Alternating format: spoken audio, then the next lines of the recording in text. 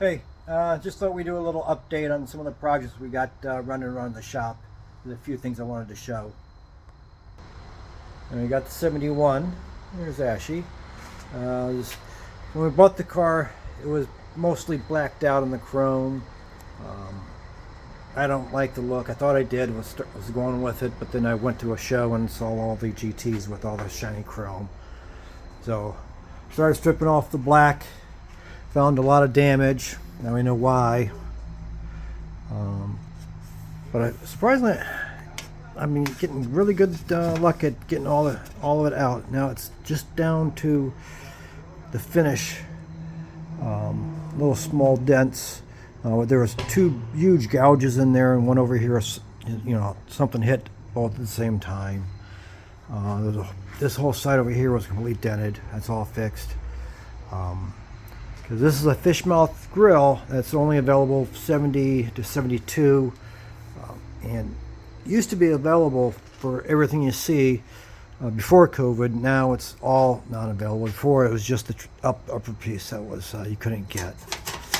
So as I go through, and I always keep an eye out, I got this one here off of 71 that they took this off and they picked it up to crush it, and it fell in half. So I got off of it, and it's not that bad of condition considering, except for that piece right there. It's got a split in it, so I'm gonna have to try welding that in there.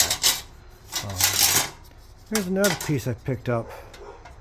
This side is perfect, but as it keeps going down, it starts to get real funky. That, from what I've been doing with the other one, that doesn't faze me. What this worries me on this one is this right here. Because these have not been available for decades. You can't get those. That's what, this side piece chrome is $700 a side. The front is $700. Hang on. Dogs. Shh.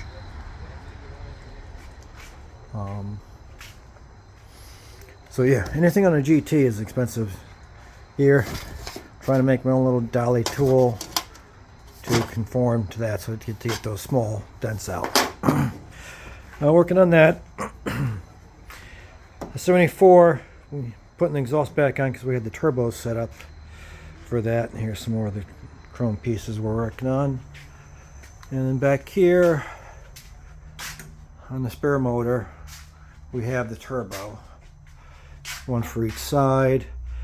I gotta see if I can pull the oil pan off to do the oil drain there. If not, I'm gonna raise them up a little bit more and drain into here, because I don't want to pull the motor, because we are supposed to be making a deal to go use this during a toy drive for Christmas. Here is a 79. I'm ashamed at how long it's been since I touched that. That car is solid, just a few more, rust pieces. That's got to be done. But this is why I want to do the update. This is my brother Bob's 70 Beetle that he's got for his son Travis, that we're going to make a roadster out of. It's a pretty solid car, metal wise. He was having some engine issues. Said it would run for like 10-20 minutes and then shut down. So we replaced the distributor, couldn't get it started again, so we set the time in. Found that this boot over here was leaking and didn't want to try to do it without pulling the motor. So I utilized a little slice of my mat, wrapped it around twice, sealed that up. It runs better. Still got a leak in under the manifold here, and the idle shutoff is bad. Generator's bad. That shorted out the voltage regulator. The complete wiring in this car is toast. That's why you see this wire here as my temporary ignition wire.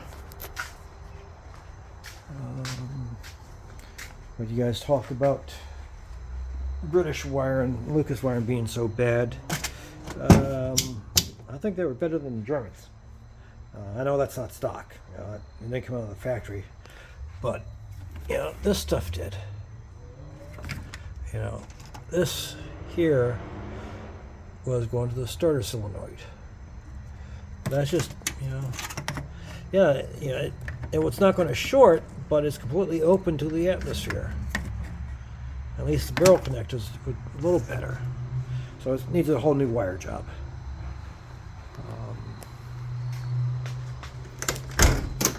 It's in pretty good condition. I really liked working on this.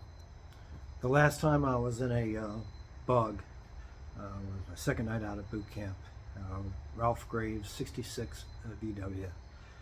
Scott was in the back, and for some reason we were trying to get it to go. It's 70 miles an hour for some reason, and it was struggling to go its age or its year, 66.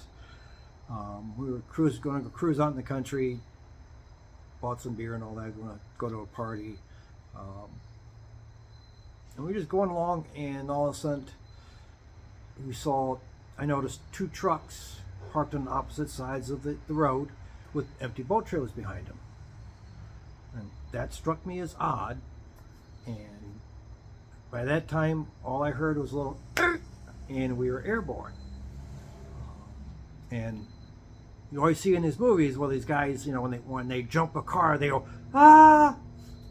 Yeah, is a natural reflex when you leave the ground in a car. That yell is what you do. And when we were in the air, it looked like ground, but it was moss on Wallace Lake. It was a boat ramp. At the end, the road ended in a boat ramp. The bug didn't float. The battery was rotted out, and it sank. That was the night. That was the last time I rode in a bug. So I enjoyed this car. We do plan to take it back to his place and drop the motor, regasket it. It's leaking, and redo all the gaskets. It runs good. We'll double check the compression in that when it's out. And then we're going to chop that top. He had the fenders off, but he's looking to put those back on. But he's going to get this set up for his son. I want to volunteer my time to chop that top. Let's do it. I haven't done it before. And it's not like we're doing a chop and have to reattach the roof. We're taking the roof off and it's staying off. So, hey, have a Sawzall. We'll Sawzall and grinder. We'll have some fun. All right. What are you guys working on? Let me know. See you later.